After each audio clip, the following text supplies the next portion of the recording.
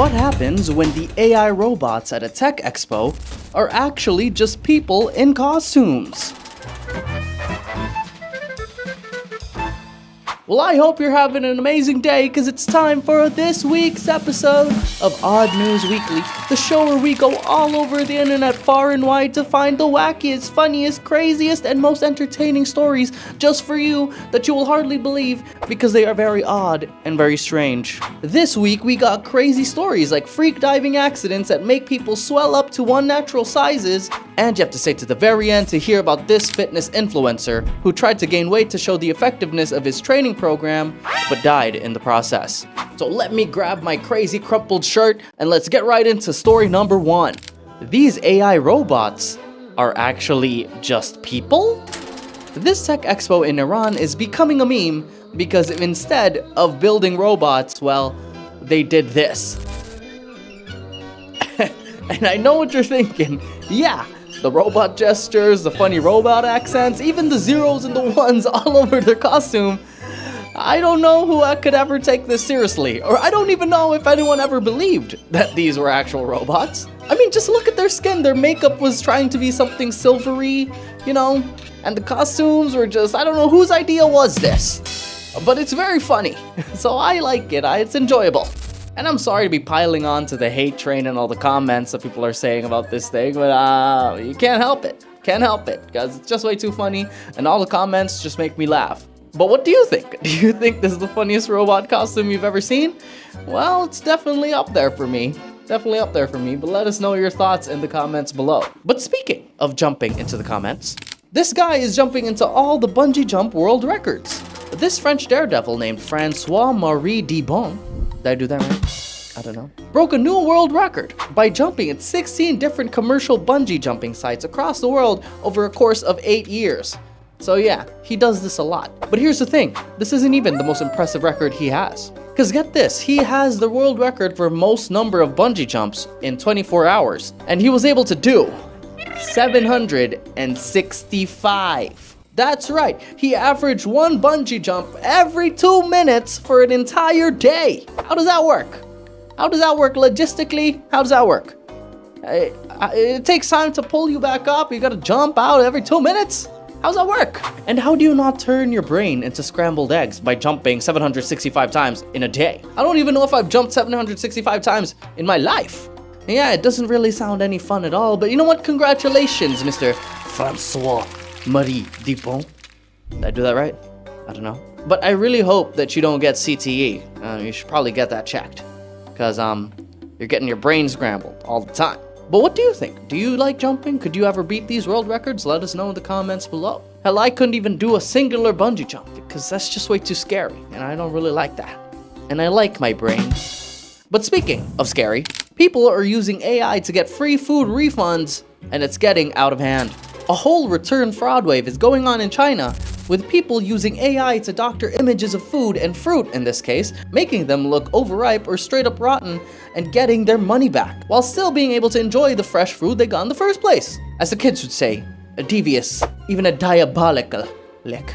People are even starting to do this with clothes, editing the image to make it look sweaters have holes and stains, and even editing pictures of brand new shoes to look like they have cracks in the soles.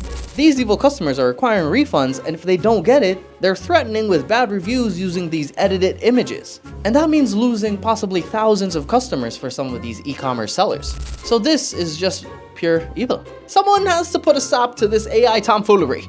We need an AI police to stop the AI tomfoolery and criminals. I don't know, we should get AI cops, you know, who tell you, oh, excuse me, AI edited. That would really be great. Someone make that happen. You know, at some point, I could even imagine someone taking my face and putting it on a criminal, and I could go to jail for the rest of my life. I don't want to go to jail. But seriously, what do you think is happening here? And do you think there's anything that we can do to stop it? Go over there down into the comments and let us know what you think. But meanwhile, while you're there, I mean, you already scrolled your little mouse, you know, or flicked your little finger on your phone. Well, you're going to the comments, you know what's really close to the comments. There's a subscribe button, there's a like button, there's a notification bell button. There's lots of buttons that you could use to really support our tiny channel. We could really use that. We could really make use of that. I think it would be very good for us. So if you're really enjoying this video, why not help out a little creator? Maybe next time I'll iron my shirt if you guys subscribe. But moving on to story number 4. They're planning to build a skyscraper in the middle of the Swiss Alps, and people are not happy about it. Have you ever gone on vacation and thought, what a beautiful landscape, the world and all of its wonder, making this breathtaking view for my viewing pleasure? Well, there's only one thing that could improve this view. A very large grey skyscraper made of concrete right in the middle of it. Yeah. Well, that's exactly this guy's plan. Heinz Julien is a hotelier who's planning to put up a huge skyscraper in the middle of the Alps to help the housing crisis in the village of Zermatt during the winter months. Because apparently there's only a local population of 6,000, but this number swells up to 40,000 during the winter months. And this building could apparently really help with that. But the locals are not happy, and understandably so. Some are even saying, why don't you just carve into the Matterhorn itself while you're at it? So yeah, they somehow don't really like the idea of ruining nature by putting a gray thing right in the middle of it. But Mr. Julien is still collecting signatures from locals to turn this idea into a reality.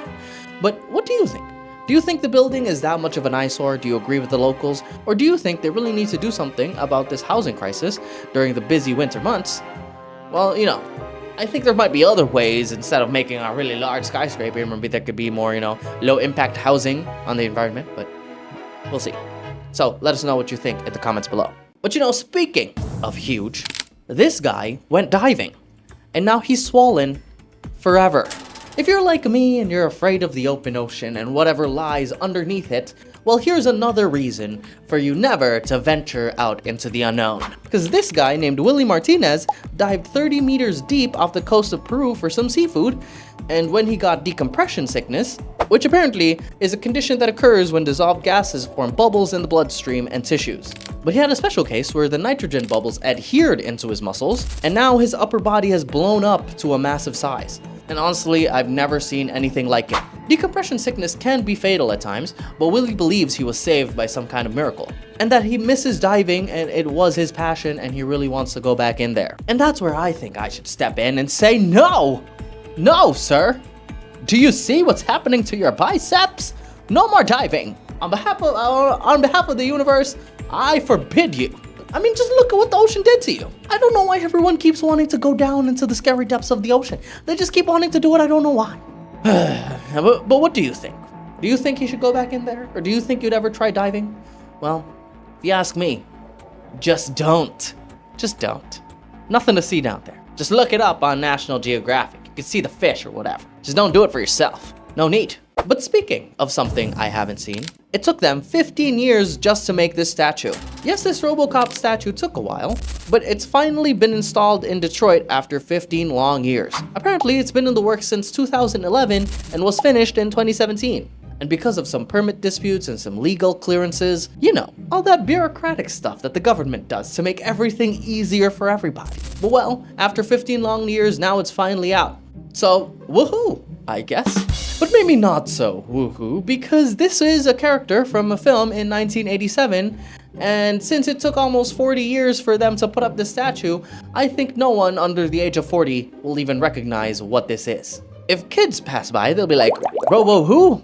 Robo who? Roblox? Roblox? I don't know, it's just a random statue to have. It's like if you had a statue of this guy. But if you don't know who that is, well, it's a very famous 80s basketball star, Sidney Moncrief. So they were famous around the same time, so I don't know. It's kind of like if they made a statue of this guy. I just don't think people recognize him anymore. But what do you think? Do you like this Robocop statue? And also, sorry, Mr. Moncrief, I know you're a great basketball player. Sorry, I had to take a stray there. Everything's great. I like you. You're a good guy. But, the kids don't know anything. That's all I'm gonna say. But speaking of something that's unexplainable, these surf forecast cameras just recorded evidence of aliens? These surf cameras in Ventura Point usually help with forecasts for surfers. But early in the morning, this is what they caught on video. And I know what you're thinking, just like, Brick, it's just like 2 lights. It doesn't look like much. But think again when you see this.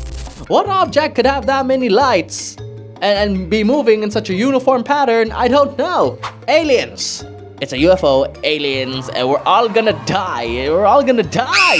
Hide your kids or we're gonna die. Okay, let's calm down because there should be some kind of explanation for all of this, right?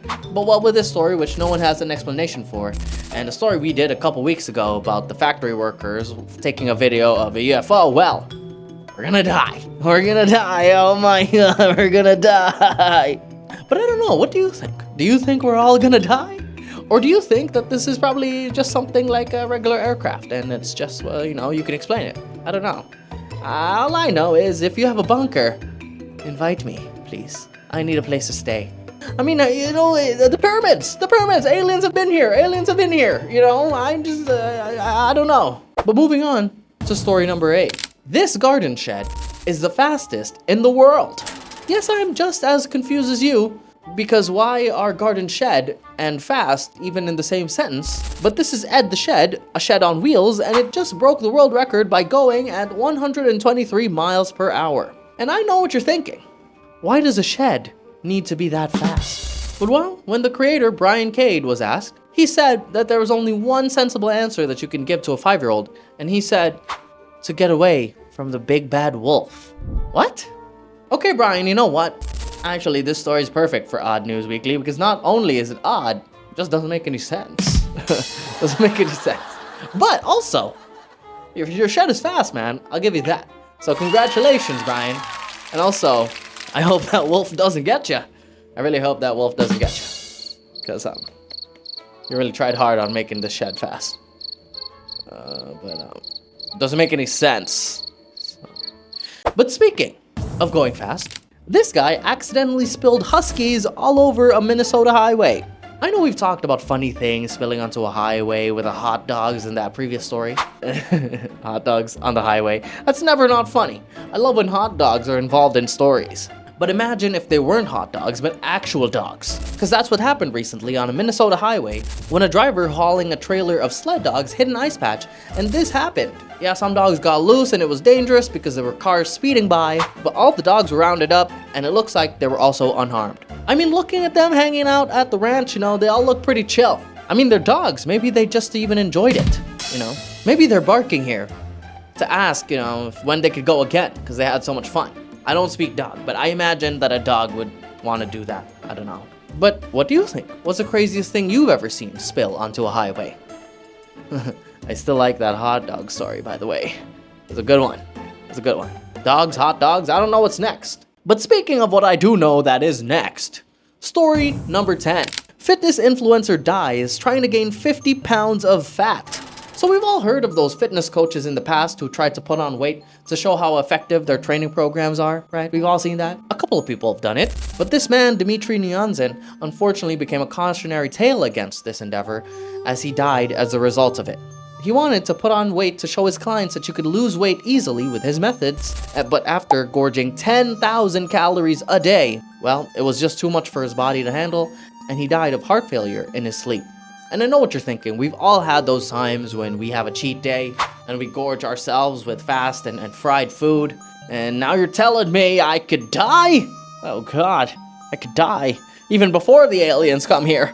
Oh God, you know, I'm a hypochondriac. So, you know, if I take a bite of a Big Mac, I just feel like I might die on the spot. I don't know anymore. But experts said, although it's unlikely, death is also a possibility, especially with the overload of salt, fat, and volume, especially when eaten that quickly. So please, friends, be healthy. Don't overdo the cheat day, please. And R.I.P. Dimitri, you will be missed. Maybe less than 10,000 calories is good. That sounds like a lot in a day. I don't know. I mean, I'm not the healthiest guy. I could learn a thing or two about losing weight. But I'm scared now. I don't know. But you know what I'm gonna miss? I'm gonna miss all of you out there because you've been the best viewers in the whole world, reaching the last story of the day and finishing it, going through not 1, not 2, but 10 of the best stories from all over the internet picked just for you because we love all of you guys so much. And it makes us feel so happy that you'd spend your precious time with us, and finishing the whole video is just the cherry on top of the cake. Of the ice cream? Cherry on top of something, of a dessert. But you know what would be another cherry on top is if you'd be so kind as to hit the like, comment, you know, subscribe, notification bell button, all of that. to show your support and love for us if you did enjoy this video, because we really need the support and we really appreciate it too. So this is Brick. This is the end of the video. And remember folks, stay odd. See you guys. Bye.